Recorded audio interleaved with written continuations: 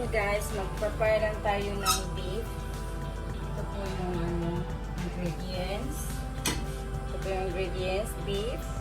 At saka yung bell pepper. 3 kinds of. Lagyan natin ng oil. Konti. Yun guys, painitin lang natin yung mantika.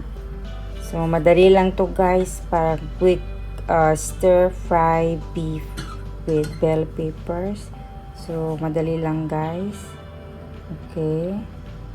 Yan guys, ipro-fry una natin yung beef. Yan. Yan, painitin lang yung lagay natin yung beef. Yan guys, fry lang saglit.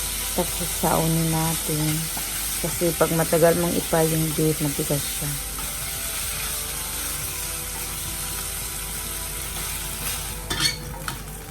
Yan siya. Para hindi titigas.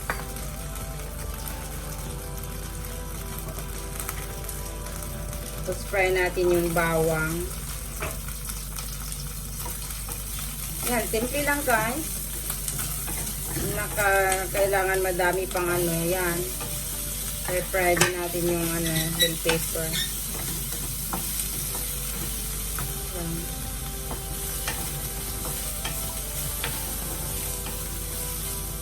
Paminta. Konting seasoning. Kasi yung beef guys, minarinate ko na ng konting soy sauce, oyster sauce. Yan. Konting cornstarch, saka asin. Yung beef minarinate na.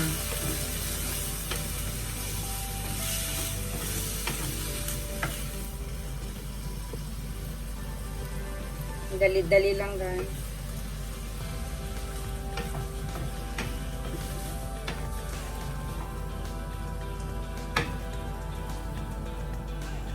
Oh, yan guys.